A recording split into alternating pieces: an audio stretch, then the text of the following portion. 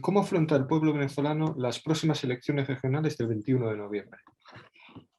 Bueno, si ya llegaron aquí a Venezuela los más de 500 acompañantes internacionales de los 5 continentes y ellos están constatando aquí en este momento en Venezuela, bueno, la efervescencia que hay en las calles de nuestro país.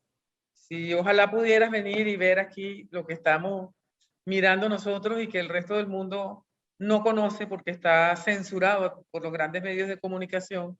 Pero aquí no solamente hay un pueblo políticamente movilizado, estamos participando en esta elección 70.000 candidatos y candidatas de las distintas opciones políticas.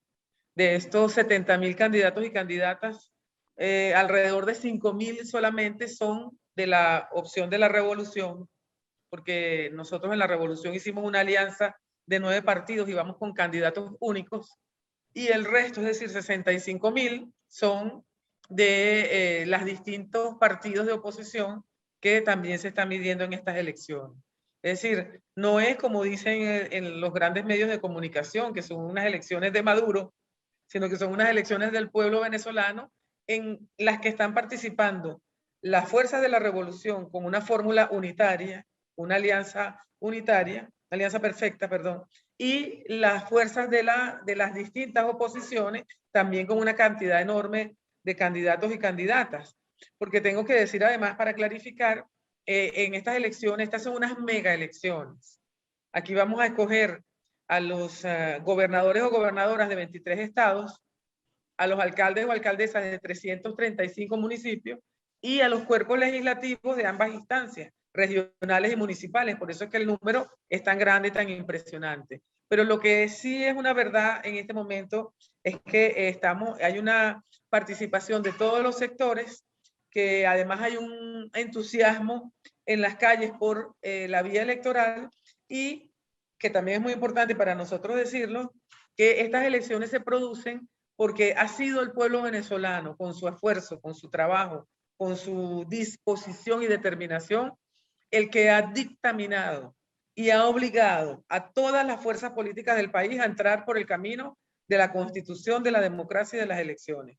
Hemos tenido intentos diversos de asaltos inconstitucionales y violentos del poder.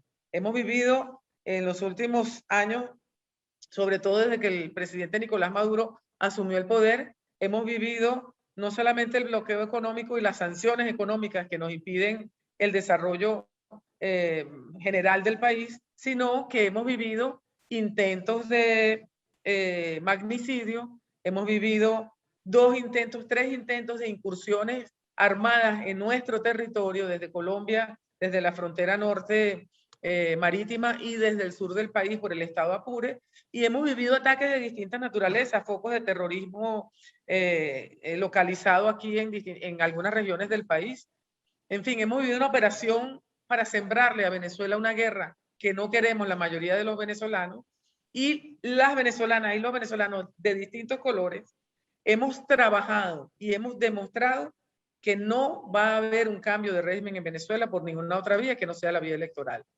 Por eso estas elecciones son muy importantes para nosotros, pero además son una demostración de esa determinación, porque tienen esa cantidad de cargos a elegir, tienen esa cantidad de candidatos y candidatas, y además tienen detrás un acuerdo político nacional a lo interno, en el cual han participado todas las fracciones políticas, a excepción de una muy minoritaria de extrema derecha, que encarnan Leopoldo López y Juan Guaidó, que tiene mucho ruido mediático porque lo acompaña la gran prensa internacional y los poderes económicos transnacionales, pero que aquí a lo interno de verdad son una minoría ínfima.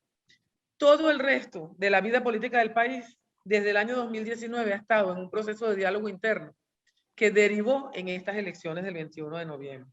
Hemos estado poniéndonos de acuerdo, hemos cambiado legislación, designamos en la Asamblea Nacional un nuevo Consejo Nacional Electoral, se llevaron a cabo las elecciones parlamentarias de 2020 producto de ese acuerdo nacional. Es decir, esa es la realidad de Venezuela.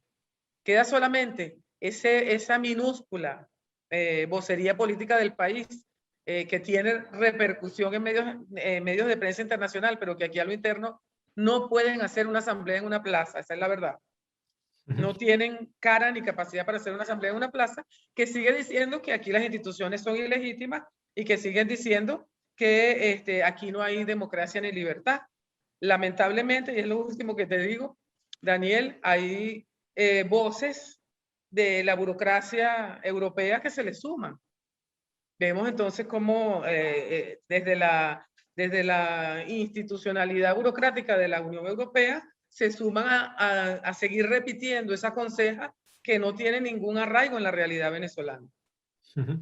¿Y cómo calificaría, por ejemplo, ahora que estamos hablando de la Unión Europea, el papel que ha tenido tanto la Unión Europea como los diferentes estados que la componen a la hora de seguir los comicios que han tenido lugar en Venezuela en los últimos años y sobre todo en un claro injerencismo que ha tenido sobre el país? Vemos, por ejemplo, como ahora la Unión Europea pone su foco en la frontera entre Polonia y Bielorrusia, pero quiero recordar que también contra su país se ha utilizado la migración como una arma política.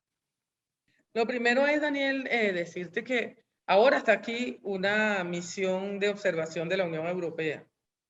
Es una invitación que le hizo el gobierno venezolano, que ellos aceptaron por primera vez porque se les había invitado a las anteriores elecciones.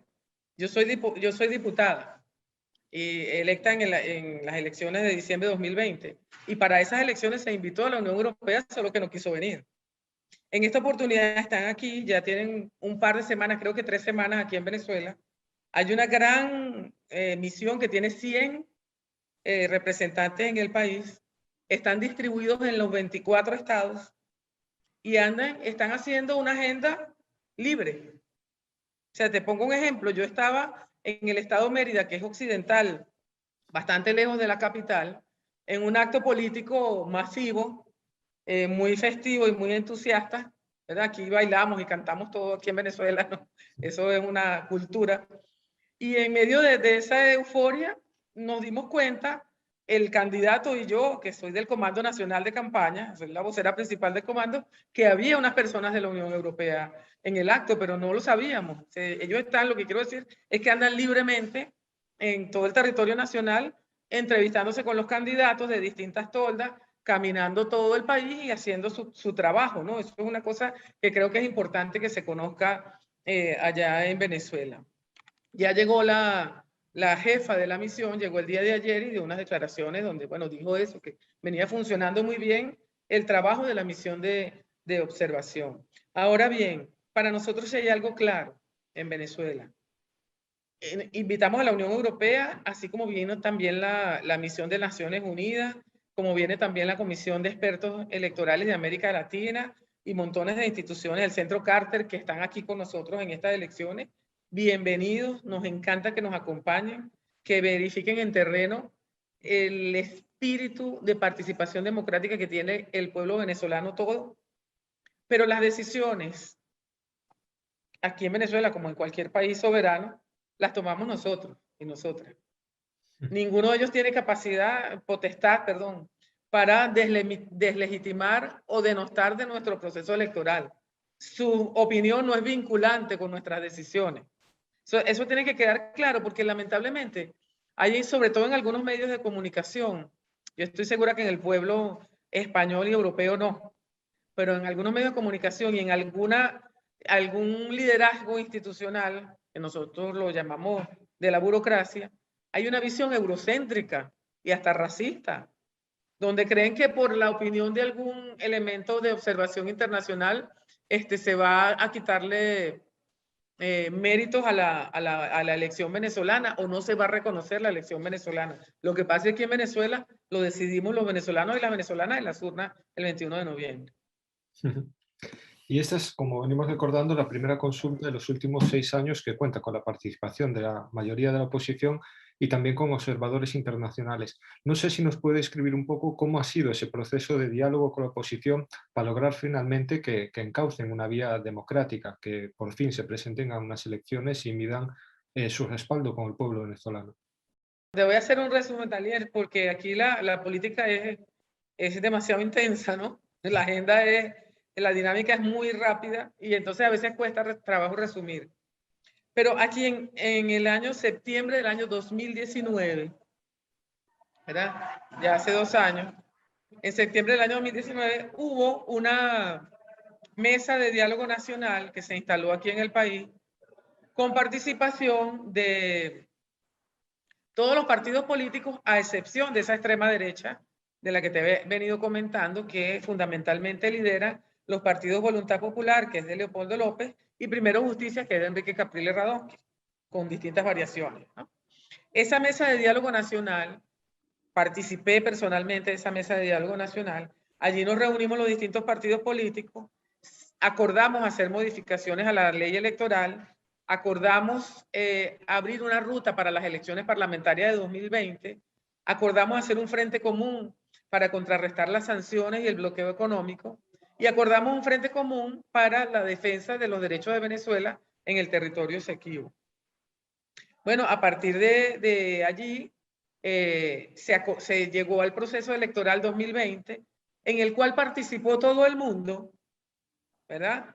Menos esos 2 partidos, ¿verdad? Que son los partidos de extrema derecha aliados a poderes transnacionales, al gobierno norteamericano, a la élite corrupta que gobierna Colombia, a quienes tienen internacionalmente intención de venir a ponerle la mano por la vía del saqueo y del despojo a 300.000 millones de barriles de petróleo que tiene Venezuela depositados en la faja petrolífera, que es la mayor reserva petrolera del planeta. Venezuela lo que se está enfrentando en realidad es a eso. Bueno, ese acuerdo de 2019 fue muy importante porque abrió la ruta para las elecciones del 2020. Pero en el año 2020 ocurrió algo que los medios de prensa no reseñan, y por eso tenemos que contarlo con tu permiso, ¿verdad? Que fue que Guaidó perdió la mayoría. El proceso de diálogo nacional político en Venezuela lleva mucho tiempo. El presidente Nicolás Maduro ha hecho, bueno, nosotros contamos en decenas los llamados al diálogo que ha hecho el presidente Nicolás Maduro. Pero hubo un hito importante en septiembre de 2019, cuando se llegó a un acuerdo entre los distintos partidos políticos y las distintas oposiciones que hacen vida en el país con las fuerzas de la revolución. Se llegó a un acuerdo y se suscribió un acuerdo, y en ese acuerdo se previeron varias cosas. Primero, que se restaurara la institucionalidad de la Asamblea Nacional, es decir, decidimos que revolución y oposición se incorporaran a la Asamblea Nacional y se abriera una hoja de ruta para las elecciones parlamentarias de 2020. En esa hoja de ruta se acordó también que en conjunto se nombrara un Consejo Nacional Electoral Provisional para las elecciones de 2020, con el compromiso de que la Asamblea Nacional nueva, es decir, esta que ya está en funciones, designara el Consejo Nacional Electoral de acuerdo como lo manda la Constitución. Eso ya ocurrió aquí en marzo de este año. Este Consejo Nacional Electoral, este poder electoral electo para estas elecciones del 21 de noviembre, se designó por las vías que establece la Constitución en el seno de la Asamblea Nacional. Además, bueno, hicimos frente común para defender a Venezuela frente al bloqueo económico y defender los derechos de Venezuela en el territorio Esequibo. Ese fue el acuerdo de septiembre de 2019. Pero en enero de 2020 ocurrió en el seno de la Asamblea Nacional algo que fue no solamente censurado, sino distorsionado por los medios de comunicación. Y es que la extrema derecha, que representa a Juan Guaidó y Leopoldo López en Voluntad Popular, y el partido Primero Justicia, que representa o que el jefe es Enrique Capriles, que no estaban sumados a la mesa de diálogo y conjuntamente con Acción Democrática, perdieron la mayoría en la Asamblea Nacional y Guaidó no pudo reelegirse como presidente. Allí la Asamblea Nacional ellos mismos se deslindaron de la Asamblea Nacional. O sea, él se autoproclamó primero presidente de la República y después se autoproclamó presidente de la Asamblea Nacional, aun cuando no había ganado la mayoría. Pero lo que yo creo que es importante destacar de cara a las audiencias españolas y europeas es que es inconcebible que esa barbaridad jurídica y política que se cometió en Venezuela o que cometió ese grupo con la Asamblea Nacional haya sido avalada y legitimada por instancias de la élite política europea, de los gobiernos, la élite política de la derecha europea y de algunos gobiernos latinoamericanos. Porque en todos los parlamentos del mundo, los primeros días del año se elige la mayoría y se elige una directiva por mayoría política, y eso fue lo que ocurrió en Venezuela. Desde allá dijeron no solamente que no era válido ese procedimiento natural en todos los parlamentos, sino que ustedes no lo van a creer. Hay sanciones que tienen diputados y diputadas de la Asamblea Nacional por haberle ganado las elecciones a Guaidó en enero de este año. Hay diputados de oposición y diputados de la Revolución, yo soy una de ellas, que nos han impuesto sanciones desde Europa porque le ganamos políticamente a esa fracción de extrema derecha en la Asamblea Nacional y en las elecciones generales. Eso es una cosa increíble, vergonzosa, que debería ser objeto de análisis, porque de qué democracia está hablando Europa si sanciona a un diputado porque se somete a una elección y gana una elección. Eso es una cosa que deberían preguntarse los ciudadanos europeos, porque sucede eso. Y te lo traigo a colación no porque nos importen las sanciones en lo más mínimo. O sea, a mí no me quitan nada, porque yo no tengo ninguna relación, aunque mi esposo es español, pero no tengo ninguna relación ni de económica ni de transacciones financieras con Europa en lo absoluto. Pero lo traigo a colación porque en este momento, cuando está aquí en Venezuela la delegación de la Unión Europea, ¿verdad?, en este proceso de acompañamiento, de diálogo, de encuentro político, desde la Unión Europea han ratificado esa medida del año pasado, del año 2020, cuando se le aplicó sanción a el diputado que asumió la presidencia de la Asamblea Nacional porque le ganó la mayoría en la Cámara a Juan Guaidó y a toda la directiva. Y le aplicaron sanciones a diputados porque asumieron la coordinación de comisiones parlamentarias. Yo quisiera que se preguntara el pueblo europeo cómo es posible que eso ocurra y cómo es posible que eso se pueda legitimar. Esa es la negación de la democracia. Y además es una visión, te repito, racista y eurocéntrica con relación a Venezuela. Bueno, después de eso, incluso aquí todo lo que ha activado, o sea, ustedes han visto pasearse por allá en España a diputados venezolanos, ya hoy son exdiputados gracias a la voluntad del pueblo, que han ido a tocar la puerta de calificadoras de riesgo y le han dicho póngale sanciones a mi país. Que han ido a tocar la puerta de bancas y le dicen congélale los fondos al pueblo venezolano para que no pueda comprar insulina, para que no pueda pagar operaciones de extrema urgencia médicas, para que no puedan comprar insumos y combatir la COVID-19. Hay venezolanos que se han prestado para eso. Y aún así, en México, ahora, hace apenas unos meses, se montó una mesa de diálogo nacional a instancias por petición del presidente Nicolás Maduro, donde sí se logró, sí se incorporaron esos partidos de extrema derecha, mesa de diálogo que además ellos mismos boicotearon y sabotearon. Bueno, el momento actual es que ha prevalecido el diálogo interno de los venezolanos, de las fuerzas políticas venezolanas, y ahorita yo me atrevería a decir que nosotros superamos el 96% de las fuerzas políticas que hacemos vida en el país, estamos participando en estas elecciones. A ese 4% restante es el que le hace coro la burocracia de la Unión Europea. Y está desconociendo la voluntad de toda esta inmensa mayoría del pueblo venezolano que está diciendo por todas las vías posibles, que está gritando que quiere paz, que quiere democracia, que quiere elegir y que quiere que nos dejen en paz para construir nuestro futuro de acuerdo con nuestras leyes, con nuestra constitución, con nuestro proceso y con nuestra democracia participativa y protagónica.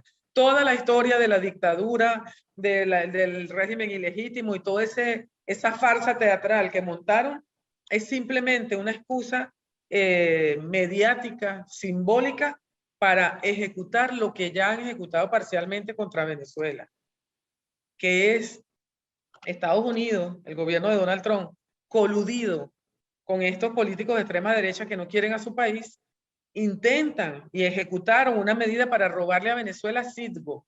Citgo es una empresa venezolana petrolera con sede en Estados Unidos que es propietaria de 7,000 estaciones de servicio. Es propietaria de 3 refinerías y de 12 puertos de embarque en territorio norteamericano. Y no las robaron.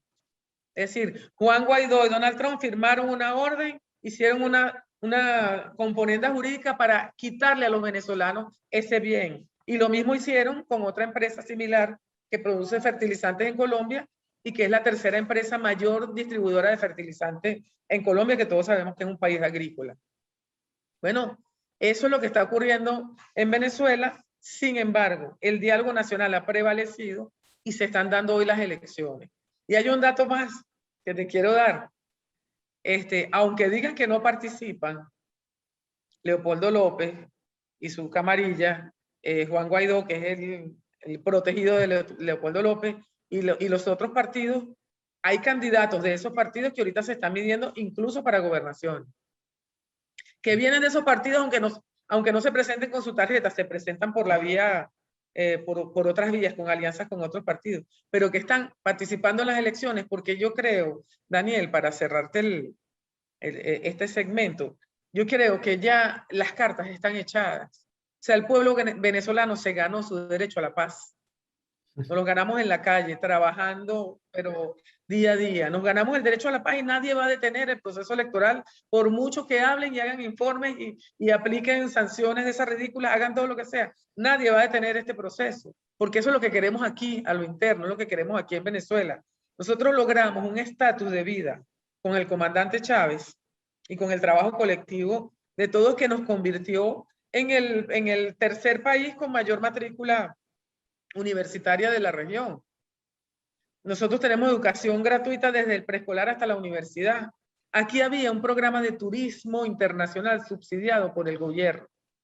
A cada uno de nosotros nos daban $5,000 subsidiados a precio preferencial para que pudiéramos viajar al extranjero. Ese estado de bienestar es el centro de la agresión. Es lo que nos han tratado de destruir a punta de bloqueos, de robo de activos. PDVSA no puede vender su petróleo libremente, ni puede comprar insumos para desarrollarse y para hacer su trabajo, pues para producir petróleo. No puede, porque nos tienen bloqueados.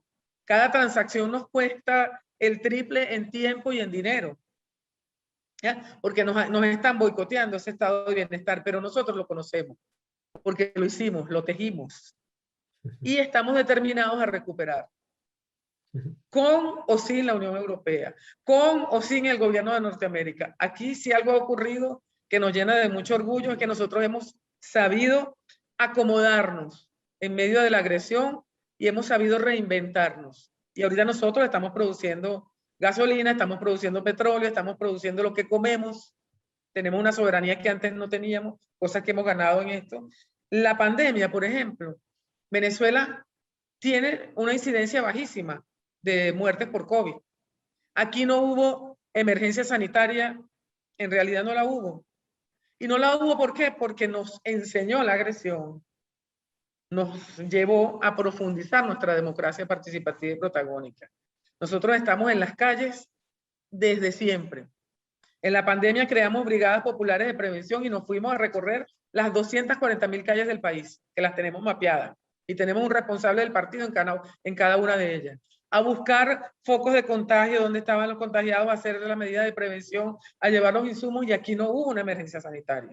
Aquí la cifra de muerte está alrededor de las 5,000 personas durante toda la pandemia, que no es que nos enorgullece porque las muertes duelen, pero si comparas la cifra con nuestro vecino Brasil o nuestra vecina Colombia, la diferencia es notable. Entonces, nosotros estamos determinados a lograr con esta elección que entienda el mundo, ojalá se avergüencen esas voces que no representan tampoco al pueblo europeo, porque nosotros sabemos de la solidaridad y de el amor y del humanismo que tiene la mayoría del pueblo europeo, pero esas voces, esas élites políticas, ojalá se avergüencen de lo que han hecho. Han negado su propia naturaleza. El Parlamento Europeo ha negado su propia naturaleza al aprobar esa barbaridad y al legitimar esa barbaridad que tiene como fin el saqueo, el despojo de una nación. Y bueno, así nos consigue esta elección del 21 de noviembre. Nosotros tenemos ya como 6 meses en trabajo político electoral.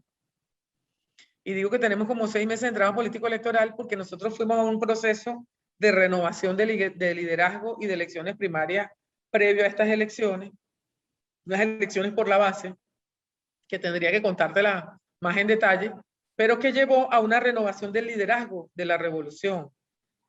Nosotros somos en alianza 9 partidos, el PSUV y 8 partidos más.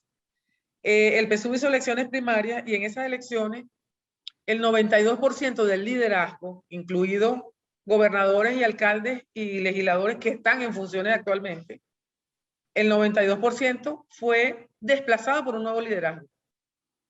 Es decir, el 92% de nuestros candidatos y candidatas son nuevos candidatos y candidatas. Hay gobernadores que están en funciones ahorita que ya no van a ser candidatos para la próxima elección y son la mayoría. Y estamos trabajando todos en función del triunfo político. Y de esa renovación, el 43% son jóvenes candidatos y el 52% son mujeres. Allí estamos apostando nosotros la esperanza de la participación y queremos dar cuenta de la legitimidad que tiene este proceso, porque esos candidatos y candidatas vienen de ser sobrevivientes de la batalla, de haber sido vanguardia en esta batalla por la vida que hemos dado los venezolanos y las venezolanas. Allí están los jefes de esas 240.000 calles, allí están los comuneros y las comuneras, allí están los jefes de un mecanismo de distribución de alimentos populares que creamos para defendernos de la agresión que se llaman CLAP. Son candidatos ahora, y está la juventud. Es decir, tenemos un liderazgo que viene de la propia base y que es la herramienta principal y más poderosa que tenemos para enfrentar esta contienda. ¿Qué papel considera que juegan los medios de comunicación extranjeros, especialmente europeos y estadounidenses, a la hora de crear un clima de agresión contra Venezuela?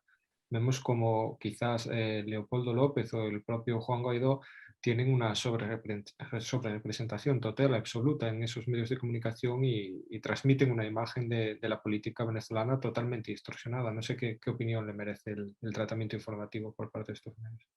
Bueno, hay que diferenciar, ¿no? Porque ahí están los grandes medios que están asociados a los grandes capitales. Eso no es un secreto para nadie ya, ¿no?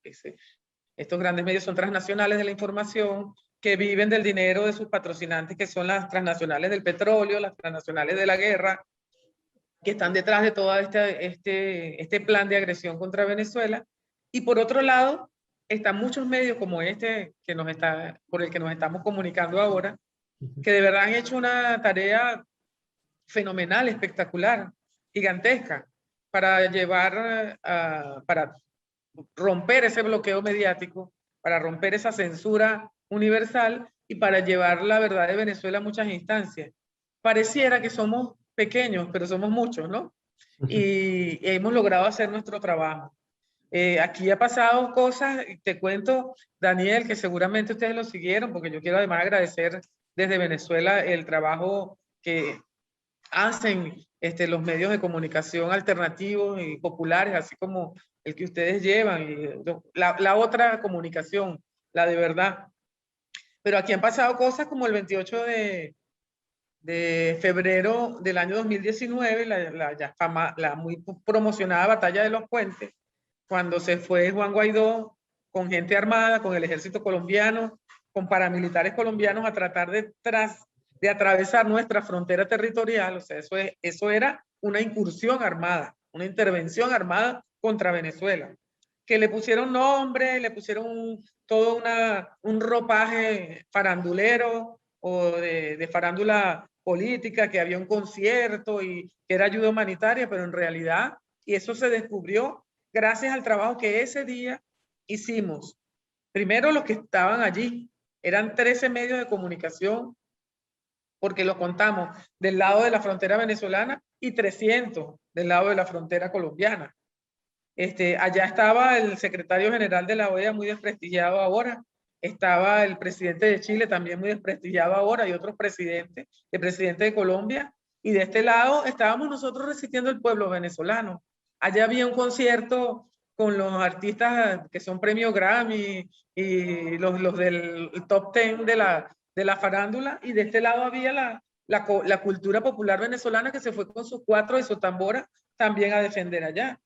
Y ese día se supo la verdad. Nosotros logramos romper el cerco mediático. La solidaridad y el trabajo de los medios populares lograron romper el cerco y se supo que lo que Juan Guaidó traía en esos camiones no era ninguna ayuda humanitaria, sino que eran insumos para sembrar un escenario de guerra en la frontera con Colombia. Entonces, ¿qué impacto puede tener eso? Bueno, engañar, lamentablemente, a muchos ciudadanos fuera de nuestra frontera que no conocen la realidad porque no tienen cercanía y que se informan a través de esos medios y que tienen una visión distorsionada del país. Pero a lo interno de Venezuela, la verdad es que es muy poco lo que cambia.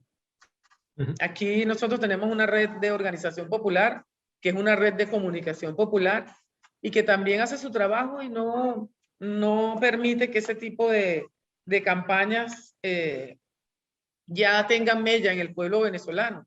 Siempre una minoría venezolana, siempre una minoría que se contamina, pues digamos, de ese mensaje que nos han tratado de inocular, lo que de la mano de Juan Guaidó y la banda en el momento más reciente, pero eso ha sido durante toda la revolución. Lo que han intentado contra Venezuela es mucho más que una censura o que una guerra mediática. Aquí se ha intentado, son operaciones de guerra, son operaciones psicológicas para sembrar una guerra en el país, para desmembrar a Venezuela, pero nosotros estamos vacunados, pues. Desde el comandante Chávez en aquel 2002, cuando fue el primer golpe mediático de la historia y la primera respuesta popular que lo tumbó en 47 horas, nosotros tenemos la vacuna, el antídoto contra esas operaciones psicológicas y aquí estamos, de pie, dispuestos a ganar una batalla más por la paz y a seguir adelante, conquistando futuro. Y atendiendo a este tema, no quisiera tampoco terminar la entrevista sin recordar la situación de Alex Saab, que quizá es desconocida para parte de la audiencia española e incluso europea. No sé si nos puede comentar un poco cuál es la situación actual y un poquito el caso tan sangrante, digamos, y que está siendo tan desconocido para tanta gente. Bueno, la esposa de Alex Saab, quien por cierto es italiana de origen, ¿verdad? Camila Fabi, está aquí en Venezuela. Ha participado en la Feria del Libro que tuvimos recientemente, la acabamos de terminar, una Feria Internacional del Libro. Ella estuvo allí presentando un libro sobre su esposo. O sea, eso lo tengo que decir porque se han dicho cualquier tipo de falsas mentiras, falsas informaciones sobre ella y sus hijos. No, está aquí y además nos ha acompañado en algunas actividades políticas. Pero ese caso es también algo que debería ser una vergüenza universal, ¿no? Debería ser una vergüenza para sus ejecutores, porque desdice, echa por tierra, desmerita todo el trabajo que en derecho internacional humanitario se ha hecho y todo el trabajo que se ha hecho en la jurisprudencia internacional.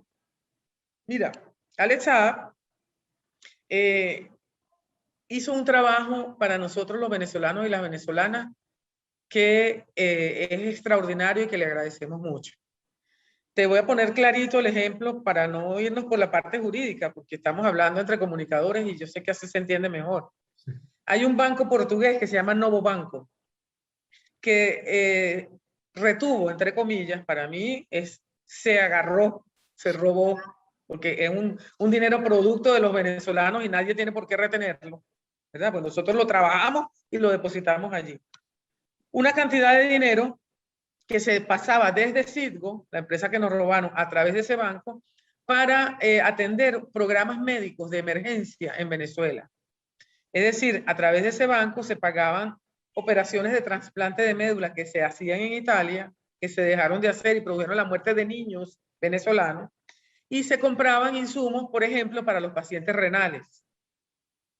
Cuando se bloquea esa cuenta y Venezuela ya no puede comprar insulina, imagínate, no puede comprar insulina para atender a los pacientes, Alex Saab hizo el trabajo de intermediación diplomática para sortear el bloqueo, es decir, para buscar a través de amigos en el mundo, a través de gobiernos aliados en el mundo, buscar la manera de traer esos insumos para que no murieran los pacientes renales en Venezuela. Eso, después a nosotros nos bloquearon, Estados Unidos nos bloqueó. Primero nos bloquearon la distribución de alimentos y de medicina. Y nosotros creamos aquí, por instancia popular, una cosa que se llama Comités Locales de Abastecimiento y Producción, que es un mecanismo a través del cual la organización del partido y la organización popular le lleva a la casa, a las personas, elementos básicos de alimentación, arroz, azúcar, etcétera, ¿no? Se los llevamos a la casa subsidiados por el Estado. Ese mecanismo fue bloqueado por Estados Unidos también. Ese mecanismo, para que se vea la barbaridad de lo que implica el bloqueo. O sea, es matarnos de hambre lo que querían. No lo lograron ni lo van a lograr, porque para eso hay fuerza popular aquí. Pero era lo que querían, era la intención. Y Alex Saab fue el diplomático que también hizo ese trabajo para traernos a Venezuela insumos para sortear mientras nosotros arreglábamos la producción nacional, que además se vio afectada por el mismo bloqueo, porque entonces no tiene fertilizantes, no tiene semillas, no tiene un montón de cosas. Él hizo unos trámites para traer comida de otros países y eso es, y no lo estoy diciendo yo, ustedes lean los cargos que le está poniendo el gobierno norteamericano. ¿Cuál es el delito que cometió Alex Saab? Fue eso, venir a ayudar a un pueblo que estaba siendo asediado, que estaba siendo bloqueado y que estaba siendo, de verdad, es una política que yo creo que no exagero si digo que el propósito final era el exterminio, porque hubo niños que estaban esperando por el trasplante de médula que murieron y no les dio tiempo, pues, mientras se sorteaban todos los mecanismos del bloqueo. Entonces, eso es lo que le está pasando en factura el gobierno norteamericano a Alex Saab. Es una barbaridad jurídica y política lo que están haciendo con él, que no es una práctica nueva desde los gobiernos que creen que son dueños de otros gobiernos y de otros pueblos y de otros territorios, y que simplemente quieren hacer, la palabra no es la más apropiada, pero como una especie de elección, ¿no? Están encarnando en Alex Saab el castigo que le pueden aplicar a cualquier otra